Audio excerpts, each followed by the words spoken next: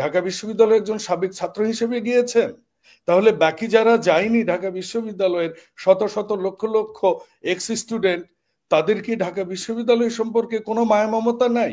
আপনি কি ঢাকা বিশ্ববিদ্যালয়ে একাই রাজনীতি করেছেন? ইতিপূর্বে কেউ কি আর করেনি? আপনি কি যখনই বলেন যে উনি ঢাকা বিশ্ববিদ্যালয়ের কারণে গিয়েছে, তাহলে কি উনি সচিবালয়ে কেন গিয়েছিলেন? উনি আনসারদের ওখানে কেন গিয়েছে? এগুলা কি প্রত্যেক দিনই এই এই এই জিনিসগুলো কি চলতে থাকবে? মিনিমাম যে সংস্কারগুলো করলে আমরা একটা ভালো নির্বাচন দিতে পারবো, কারণ জনগণ ভোট দিতে চায়। একটা মানুষ যখন আঙ্গুলে সাপ্লাইয়ে ভোট দিয়ে এসে বলে আমি ভোট দিয়েছি, বিএনপি কিন্তু কোনো দিনও বলেনি আমাদের জন্যই করেন, আমরাই ক্ষমতায় আসবো, আমাদেরকেই ভোট দিন। আমার নেতা জনাব তারেক রহমান তো স্পষ্ট বলছেন, যাকে ইচ্ছা তাকে ভোট দিন, তিনি ক্ষমতায় আসুক, কোনো সমস্যা নাই। জনগণের দ্বারা সরাসরি নির্বাচিত সরকার ক্ষমতায় আসলে কুলডাউন হওয়ার একটা সম্ভাবনা আছে। তারা তাদের এজেন্ডা দিয়ে ক্ষমতায় আসছে। আসলে ওনারা কি ছাত্র না ওনারা অছাত্র? ওনারা কি রাজনৈতিক দল নাকি ওনারা সুশীল সমাজ? ওনারা কি সরকার নাকি ওনারা আন্দোলনের পথিকৃৎ শ্যাডো সরকার? কি ওনারা? এই ডেফিনেশনটা কিন্তু এখনো বাংলাদেশের লোকজন ক্লিয়ার হলেও আমি খুবই কম বুঝি। কৃষক রাজনীতি করি, আবার একটা মানে ওরা বাংলাদেশ নিয়ে নতুন স্বপ্ন দেখছে, যে স্বপ্নটা আপনারা ইন্টারন্যাশনাল কথাবার্তা আমি বুঝতেছি না। কারণ ওই বর্ষার সময় কিন্তু খিচুড়ি ভালো লাগে, শীতে কিন্তু পিঠা খাওয়ার সময়। এইটুকু যদি তারা না বোঝে, আন্দোলনই সারা বছর আজীবন চলবে। আর ফাসিস্ট বলল বিএনপিকে, আমি যদি বলি যে তারা কি হাসিনার মতো কথা বলছে না, আমি ঢাকা আসলে থুতু যদি এখন উপরে দিই তো নিজের মাথায় পড়বে। ঢাকা বিশ্ববিদ্যালয়ের ভাই মশিউর, আমি দেখি খুব সুন্দর, মশিউর খুব অনেস্ট ছেলে, এবং সে বলছে যে আমি আন্দোলন করবার পরও আমি কিভাবে লাইফ লিড করি, আমি মধু বিক্রি করছি, এই দেখুন, পাবলিকলি বলছে, appreciated all those, and he Tux very loudly and very confident. Normally with the wholehearted honest boy can only talk like this, but দেখুন, ফ্যাসিস্টদের সামনে বুলেট বুকের পেতে দিয়েছেন। আসলে মহতের লজ্জা একটা গল্প পড়েছিলাম, আমি শিওর কর্নেল মোস্তাফিজ ভাইও পড়েছেন, আমার ব্যাচমেট যেহেতু, ক্লাস 9-10-এ। যে আপনার বালুচরের মধ্যে ছোট্ট একটু অল্প একটু পানি দেখে এটাকে সমুদ্র ভাবছে, দু একজন মারা গেছে। আপনি যখন বললেন যে জিলানি ভাই, আসলে আপনি তো জানার কথা, বাংলাদেশের না, আমার মনে হয় যে এ যাবৎকালের সবচেয়ে সুসংগঠিত রাজনৈতিক দল হচ্ছে বিএনপি, আর তারই একটা অন্যতম বড় সংগঠন হচ্ছে বাংলাদেশ জাতীয়তাবাদী স্বেচ্ছাসেবক দল। যে স্বেচ্ছাসেবক দলের সভাপতি জিলানি ভাই, যিনি এই গোপালগঞ্জে যে পরিবার সহ আক্রান্ত হয়েছিলেন, কিভাবে ইনজুর্ড হয়েছিলেন, আমরা এটা ন্যাশনাল নিউজেও দেখেছি। এইটুকু খবর মশহুরের রাখা উচিত ছিল বলে আমি মনে করি। আর আমরা একসাথে কারাগারে ছিলাম, জিলানি ভাইয়ের সাথে একসাথে কারাগারে ছিলাম আমরা। প্লিজ লেট মি টক। কারাগারে আমিও ছিলাম, প্লিজ লিসেন মি। জি বলেন। If you want to interrupt, you tell me, I will listen you again. আপনি মশহুর ভাই যত কথা বলেছেন প্রত্যেকটাই স্ববিরোধী ছিল। আপনি এই বললেন রাজনৈতিক দল না, আবার আপনারা রাজনৈতিক শক্তি, আবার বিভিন্ন জায়গায় নমিনেশন দিবেন, আবার আপনারা সরকারে, আপনি বলছেন যে ঢাকা বিশ্ববিদ্যালয়ের একজন সাবেক ছাত্র হিসেবে সেখানে সে যেতেই পারে কারণ সে জাতীয় ইস্যুতে। একটা কথা বলেন, উনি কি ঢাকা বিশ্ববিদ্যালয়ের একজন সাবেক ছাত্র হিসেবে গিয়েছেন? তাহলে বাকি যারা যায়নি ঢাকা বিশ্ববিদ্যালয়ের শত শত লক্ষ লক্ষ এক্স স্টুডেন্ট, তাদের কি ঢাকা বিশ্ববিদ্যালয় সম্পর্কে কোনো মায়া মমতা নাই? আপনি কি ঢাকা বিশ্ববিদ্যালয়ে একাই রাজনীতি করেছেন? ইতিপূর্বে কেউ কি আর করেনি? আপনি কি যখনই বলেন যে উনি ঢাকা বিশ্ববিদ্যালয়ের কারণে গিয়েছে, তাহলে কি উনি সচিবালয়ে কেন গিয়েছিলেন? উনি আনসারদের ওখানে কেন গিয়েছে? এগুলা কি প্রত্যেক দিনই এই জিনিসগুলো কি চলতে থাকবে? কারণ ওরা আন্দোলনের নেতৃত্ব দিয়েছে, বাংলাদেশকে ভালোবেসে বন্দুকের মুখে ছিল। বন্দুকের মুখে কে ছিল না? বন্দুকের মুখে আপনি একা ছিলেন। আপনার ফেসবুকে আমি ছবি দেখেছি, আপনি দেখেননি আমাদের ছাত্রদলের নেতা সাজিদ বাবুকে কিভাবে মুগুর দিয়ে পিটিয়েছে? আপনি এত কথা বলছেন, তো কই প্রাইভেট বিশ্ববিদ্যালয়ের ছাত্ররা তো আসেনি এসব করতে? শোনেন, মহাত্মা গান্ধী 47-এর ব্রিটিশ বিরোধী যখন দিয়েছেন, কংগ্রেসের যখন নেতৃত্ব দিয়েছেন, মহাত্মা গান্ধী এসে কিন্তু প্রধানমন্ত্রী হননি, সরকারের ভাগ হননি। যেটা করেছিলেন শেখ মুজিবুর রহমান এসে যখন ওই ওই 73 ফেরত এসে যখন আবার দেশের প্রধানমন্ত্রিত্ব নিয়েছিলেন, তখনই কিন্তু ওনার জাতির পিতৃত্ব নিয়ে কিন্তু প্রশ্ন এসেছিল। উনি কিন্তু একটা অবাধ একটা নির্বাচন দিয়ে উনি প্রধানমন্ত্রী হননি। ওনাকে কিন্তু বাংলাদেশের লোকজন 70-এ ভোট দিয়েছিলেন কিন্তু পাকিস্তানের প্রধানমন্ত্রী হওয়ার জন্য। উনি কিন্তু রেফারেন্ডাম নেননি যে whether he will be the chief of government for Bangladesh or not। এই জিনিসটা আপনাদের মাথায় আপনারা বলছেন আপনারা কয়েকজন, সার্জিস, হাসনাত, আপনারা মিলে আপনারা এই আন্দোলনটা করেছেন। আপনাদের কয়জন লোক নিহত হয়েছে? বিএনপির কতজন লোক নিহত হয়েছে জানেন? আপনার মুখ থেকে তো অন্তত এইটুকু আমি শুনতে চেয়েছিলাম, ইউনেস্কোর হিসেব অনুযায়ী 60 শিশু মারা গেছে এই আন্দোলনে। তাদের কি অবস্থা, তাদের পরিবারের কি অবস্থা? 2000 লোক অভ্যুত্থানে সবাই করেছে ভাই, অভ্যুত্থান সবাই মিলেই করেছে, অভ্যুত্থানের নেতৃত্বে তারা ছিল, অভ্যুত্থান সবাই মিলেই করেছে, বিএনপি ছিল, জামাত ছিল, সবাই ছিল, বাংলাদেশের 95% মানুষ ছিল, নেতৃত্বে তারা ছিল। Aparajeyo Bangla, we will quarrel with you. Here we are into talk show to find out some solution so that the nation will get something from us. এখন আপনারা আন্দোলনে ছিলেন, আপনারা মানে ওনারাও ছিল, আপনারাও ছিলেন, আপনি কথা আপনারা এত বলেছেন নির্বাচন এত তাড়াতাড়ি চাচ্ছেন কিসের জন্য? আপনি বিএনপি কে ফ্যাসিস্ট বলেছেন, আমাকে তো বলতে হবে আপনাকে। আমি যদি বলি যে এই মহাত্মা গান্ধীর কথা তো বললাম, তো আপনারা তো ওই শেখ মুজিবের মতোই করছেন। আপনারা আজকে ভাই টোল দিতে, ভাই সামান্য টোলের কর্মচারী টোল নিতে দেরি হয়েছে, সেজন্য সেই টোলের মধ্যে ঢুকে তারপর তারা পিটাইছে। এইটা কি এইটা কোন ধরনের আচরণ আপনি আমাকে বলেন? এই মশহুর, তুমি তো ঢাকা ইউনিভার্সিটির আমার ছোট ভাই, তাই না? সার্জিসের সাথে আমার ছবি দেখবা?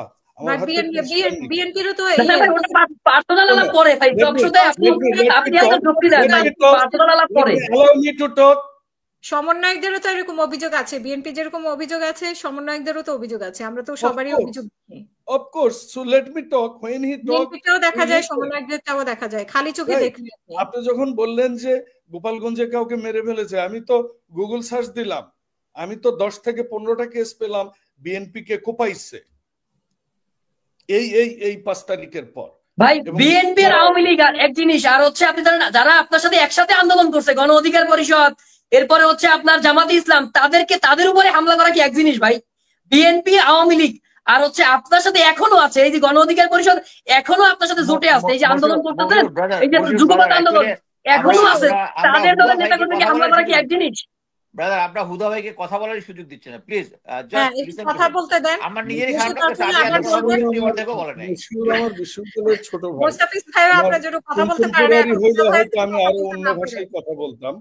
হ্যাঁ, তো যাই হোক, যেটা বলছিলাম যে আন্দোলনে যারা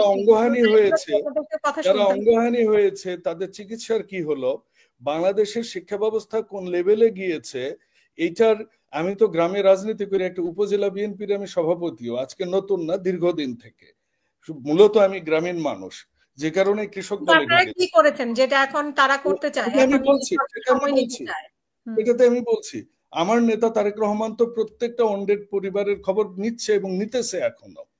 আমরা কিন্তু এরকম ভিজিবল কিছু দেখিনি তাদের মধ্যে। তারা তো এখন সরকারের পার্ট, মাহফুজ সাহেব তো সরকারে আছেন, সেই master mind. What policy they are taking as a citizen of this country, as a taxpayer of the country, I want to know, do they have the response? তারা তো ওই হেলিকপ্টার ভাড়া করেই তো কম্বল দিতে যায়। আমরা কিন্তু এখনো বাসে চড়ি, আমরা এখনো মোটরসাইকেলে চড়ি, বাইকের পেছনে চড়ে আমরা যাওয়া আসা করি, কিন্তু আমরা দেখেছি কি কি গাড়ি তারা ব্যবহার করে। এইসব তো ঝগড়ার বিষয়। আমি তো আসছিলাম তো অন্য কাজে, অন্য কথায়। এখন মশহুর যদি আমার কথা ফিনিশ করতে না দেয়, তাহলে আমি কনক্লুশন টানতে পারবো। থ্যাংক ইউ ধন্যবাদ। আমি লেফটেন্যান্ট কর্নেল মোস্তাফিজুর রহমান, আপনি আগেও বলেছেন যে কথা শেষ হয়, বশির ভাই কথা শেষ হয়, প্লিজ। ফজলুল ভাই কথা শেষ হয়েছে আপনার? না, আমার প্রশ্ন তো আপনি যেটা করেছেন ওর তো উত্তর দিতে হবে। উনি আরেকটা কথা বলেছেন যে ওই কি বিএনপি দুর্নীতিতে চ্যাম্পিয়ন ছিল। এটার কিন্তু উত্তর আমার মনে হয় বহুভাবে মিডিয়াতে চলে এসেছে। ফ্যাসিস্ট হাসিনার সময়ে আমরাও দিয়েছি। আমার মনে হয় তার জানবার কথা যে 1996 সালে যখন আওয়ামী লীগ সরকার কে ক্ষমতা হস্তান্তর করে বিএনপি সরকার, সে সময় দুর্নীতির সূচক কি ছিল, এবং 96 থেকে 2001 পর্যন্ত মানে যখন এই ব্যাখ্যা আসলে এটা বলা চলে না, এটা মশির নিজেও জানে, তারপরেও কেন এই প্রশ্ন করলো। এটার অনেক ব্যাখ্যাই অনেক সময় দেওয়া হয়েছে, অনেক টকশোতে নিচে মশির নিজেও অনেক টকশো করেছেন। Thank you very much. দেখুন, সর্বশেষ যে কথাটা সেটা হচ্ছে যে নির্বাচন নিয়ে আমরা তো এখন নির্বাচন নিয়ে কথা বলতে চাই, তাই না? দেখুন, আমরা যদি সারা জীবন আন্দোলন করি তাহলে তো আমরা আমাদের কিন্তু নেশানে নেশানে যুদ্ধ না, আমাদের কিন্তু ওই জাতিগত যুদ্ধ না, আমাদের কিন্তু ওই দেশের সার্বভৌমত্ব রক্ষাই যুদ্ধ না। এখন কিন্তু আমাদের যুদ্ধ হচ্ছে আমাদের দেশটা ঠিক করবার, একটা স্বাধীন সার্বভৌম দেশকে আমরা কিভাবে করব। ফ্যাসিস্ট হাসিনা গত 15 বছর যেভাবে রেখে গিয়েছে, সেখানে আমাদের স্বাস্থ্যনীতি কি হবে, পররাষ্ট্রনীতি কি হবে, আমাদের অর্থনীতি কিভাবে চলবে, এবং সবচেয়ে বড় কথা আমরা বিগত সরকারের এই বিচারগুলো কিভাবে করব, সেখানে কি কি আইন আমরা প্রণয়ন করব, এই বিষয়গুলো আপনি যখনই বলেন ওনারা বারবার সংস্কারের কথা আসে। সংস্কারের প্রস্তাব কিন্তু তাদের পক্ষ থেকে কোনো কিছু আসেনি। বৈষম্যবিরোধী আচ্ছা, বৈষম্যবিরোধী ছাত্র আন্দোলনের এখন বিষয়টা এরকম যে বৈষম্য সব জায়গায়। মোস্তাফিজ ভাই ফর্সা, আমি কালো কেন, এটা নিয়ে এখন আমি আন্দোলন করব। হাসিনা আপা ফর্সা, আমি কালো কেন, এটা নিয়ে আমি আন্দোলন করব। বিষয়টা তো ওই লেভেলে যাবার কথা না। বিষয়টা হচ্ছে একটা সরকার আছে 5 বছর, এই সরকার প্রশাসন চালাইতে অনেকটাই হিমশিম খাচ্ছে। আমরা বিএনপি থেকে বুঝেও আপনারা কেন নির্বাচন চাচ্ছেন? আপনার প্রশাসন চালাতে হিমশিম খাচ্ছে, আমরা গণতান্ত্রিক দল, আমরা তো নতুন নির্বাচন চাচ্ছি না, আমাদের জন্মই নির্বাচনের মাধ্যমে। আমরা তো চাই যে নির্বাচনের মাধ্যমে ক্ষমতায় যেতে। একটা রাজনৈতিক দল রাজনীতি কেন করে? ক্ষমতায় যে তার নিজস্ব ভিউ, নিজস্ব ভিশন, নিজস্ব পরিকল্পনাকে ইমপ্লিমেন্ট করে দেশবাসীর কাছে উপস্থাপন করতে, যে দেখুন আমরা এই করছি, এই করব। কথা হচ্ছে যে সরকার তো হিমশিম খাচ্ছে, আপনারা বুঝতে পাচ্ছেন। তো হিমশিম খাওয়া সরকারকে মানে একটু সময় দিলে হয়তো তারা এই সমস্যাগুলো কাটিয়ে উঠতে পারতো, বা সংস্কারের ন্যূনতম সংস্কারের যে ব্যবস্থা সেটা করে উঠতে পারতো। আমরা সবাই বাংলাদেশি, এখানে আপনি ইউকে থাকলেও একটা কথা আছে না, যার 9 হয় না তার 90ও হয় না। আর ওই কি মর্নিং শোজ দ্য ডেজ। দেখুন, আমরা প্রশাসনের যে অবস্থাটা দেখেছি, এখন 72 জন প্রশাসনের সচিবের মধ্যে 36 জন আওয়ামী সময়ে আওয়ামী এজেন্ডা বাস্তবায়ন করার জন্য তাদেরকে প্রমোশন দেওয়া হয়েছে, ঠিক আছে? এবং এই বাকি যারা অ্যাডিশনাল সেক্রেটারি ছিলেন বা যারা প্রমোটেড হয়ে সেক্রেটারি হয়েছেন, এর মধ্যে 36 জনের মধ্যে 25 জন ছিল আওয়ামী দোসরদের সহায়কারী, তাদেরকে রাখা হয়েছে। কিন্তু এখন পর্যন্ত আমরা কোনো দৃশ্যমান কাজ দেখিনি। যেমন আমরা কি দেখেছি যে বিসিএস এর একটা সার্কুলার এসেছে, নতুন আমরা রিক্রুট করব ফ্রেশ ব্লাড। আমাদের দেশে এখন সবচেয়ে দুটো বড় প্রবলেম, একটা হচ্ছে ঋণের বোঝা, ডেট সার্ভিসিং, আরেকটা হচ্ছে আমাদের দেশের সবচেয়ে বড় বোঝা হচ্ছে শিক্ষিত বেকারত্বের হার। বাংলাদেশের জন্মের পর কোনোদিনও এটা হয়নি, যেটার এখন এই অবস্থা। আমরা যারা রাজনীতি করি, আমরা বলি আমরা এমপি ক্যান্ডিডেট, এটা বলার সাথে সাথে আপনার কাছে শত শত বায়োডাটা প্রত্যেকদিন আসে। এবং এ দেশের যে অবস্থা, এই অবস্থার জন্য যে দ্রুত যে অ্যাকশনগুলো নেয়ার কথা, সে অ্যাকশনগুলো ইমিডিয়েটলি নিয়ে মিনিমাম যে সংস্কারগুলো করলে আমরা একটা ভালো নির্বাচন দিতে পারবো। কারণ জনগণ ভোট দিতে চায়। একটা মানুষ যখন অ্যাঙ্গুলে সাপ্লাইয়ে ভোট দিয়ে এসে বলে আমি ভোট দিয়েছি, বিএনপি কিন্তু কোনোদিনও বলেনি আমাদের জন্যই করেন, আমরাই ক্ষমতায় আসবো, আমাদেরকেই ভোট দিন। আমার নেতা জনাব তারেক রহমান তো স্পষ্ট বলছেন, যাকে ইচ্ছা তাকে ভোট দিন, তিনি ক্ষমতায় আসুক, কোনো সমস্যা নাই। জনগণের দ্বারা সরাসরি নির্বাচিত সরকার ক্ষমতায় আসলে কুলডাউন হওয়ার একটা সম্ভাবনা আছে। তারা তাদের এজেন্ডা দিয়ে ক্ষমতায় আসে, এবং সেই এজেন্ডাগুলো তারা বাস্তবায়ন করবার জন্য 5 বছর পর বা 4 বছর পর যেটাই হোক না কেন, তাদের they have to go back to them who this them is the owner of the country, the people, the mass people who vote for. So আমার মনে হচ্ছে যে আমাদের ওই বেসিক জায়গায় না যে গোড়া কেটে তো আমরা আগাই, পানি যতই ঢালবো এরকম প্রত্যেক দিনই রাস্তায় যানজট হবে। কাজেই গোড়াটা আমাদের শক্ত করার জন্য জনগণের হাতে ক্ষমতাটা দিতে হবে।